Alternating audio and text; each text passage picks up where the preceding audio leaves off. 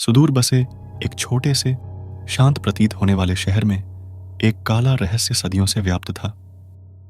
जंगल के बीचों बीच एक प्राचीन खस्ताहाल हवेली थी जिसे व्हाइट हाउस के नाम से जाना जाता था। इसके अशुभ छाया चित्र ने शहर पर एक स्थायी छाया डाली और इसके बारे में प्रसारित होने वाली कहानियों ने सबसे बहादुर आत्माओं की रीढ़ की हड्डी में सिहरन पैदा कर दी। शीतल नाम की एक युवा महिला जो शहर में नई थी, बेवजह हवेली की ओर आकर्षित हो गई थी। कहानियों के प्रति उनका आकर्षण और उनकी अतृप्त जिज्ञासा ने उन्हें व्हाइट हाउस से जुड़े रहस्यों का पता लगाने के लिए प्रेरित किया। उनके शोध ने उन्हें यह विश्वास दिलाया कि हवेली कभी एक शक्तिशाली और रहस्यमय जादूगर का घर था जो अंधेरे कलाओं में निपुण था। एक चांदनी रात में शीतल सच्चाई को उजागर करने के लिए जंगल में चली गई, केवल सितारों की फीकी रोशनी और अपने स्वयं के जिद्दी दृढ़ संकल्प द्वारा निर्देशित। वह पूर्वाभास वाली हवेली में पहुंची। उसकी छायादार उपस्थिति से एक द्वेषपूर्ण ऊर्जा निकल रही थी जो उसकी हड्डियों में समाती हुई प्रतीत हो रही थी। जैसे ही वह हवेली में दाखिल हुई, शीतल को एक अलौकिक ठंड महसूस हुई जिससे उसकी त्वचा में चुभन होने लगी। हवा उम्र और क्षय की गंध से घनी थी और भूतियां फुसफुसाहट की हल्की गूंज ने उसे घेर लिया था। हवेली घुमावदार गलियारों और भूले हुए कक्षों की एक भूल भुलैया थी। प्रत्येक पिछले से अधिक गहरा और अधिक अशुभ था। उसके अंदर जाते ही जैसे भूतियां छाया उसके आसपास घूमती हुई नजर आ रही थी। शीतल तंत्र मंत्र में निपुण थी, इसलिए भूतियां छायाओं का उस पर कोई असर नहीं हुआ। हवेली के मध्य में शीतल को प्राचीन कब्रों और रहस्यमय कलाकृतियों से भरा एक कमरा मिला। उसने गुप्त पाठों को समझ लिया जिसमें अनुष्ठानों और आह्वान मंत्रों का वर्णन था और उसे उन्हें आजमाने की बढ़ती मजबूरी महसूस हुई। हवेली और इसके काले इतिहास के प्रति उसका जुनून उस पर हावी हो गया था और वह इसके रहस्यों को उजागर करने के प्रलोभन का विरोध नहीं कर सकी। निषिद्ध मंत्रों के साथ शीतल के प्रयोगों ने अनजाने में एक द्वेषपूर्ण शक्ति को जागृत कर दिया। व्हाइट हाउस के भीतर लंबे समय से निष्क्रिय थी। इसकी शुरुआत एक धुंधली अशुभ उपस्थिति के रूप में हुई, लेकिन यह तेजी से एक तामसिक भावना की दुःस्वप्न अभिव्यक्ति में बदल गई जो जीवित लोगों से अपना बदला लेने के लिए दृढ़ थी।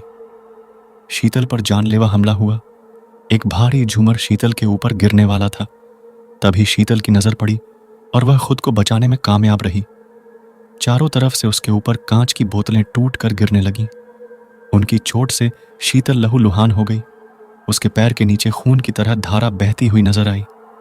वह खून की धारा दूसरे कमरे से आ रही थी। शीतल जैसे ही कमरे में दाखिल हुई, उसने देखा एक बिना धड़ का इंसान बैठा था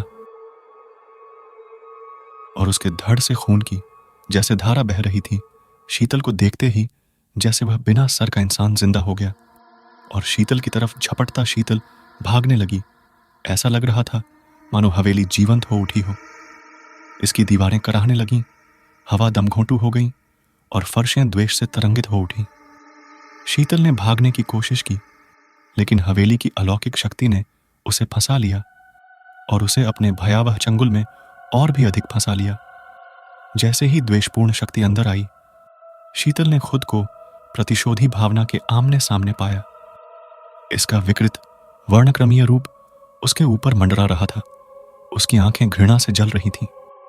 आत्मा की पीड़ा भरी चीखें हवेली में गूंज उठी और शीतल को पता था कि वह वास्तव में किसी बुरी चीज की उपस्थिति में थी। भागने के अंतिम हताश प्रयास में शीतल ने एक जादू का पाठ किया जिसका उसने पर्दाफाश किया था। उसने मंत्र शुरू ही किया था कि क्रोधित आत्मा ने जोर से उसको अपने चांगुल में फंसा लिया। उसका गला रस्सी की जकड़ में था। उसकी सांसें रुकती जा रही थी, परंतु शीतल मंत्र बोले जा रही थी।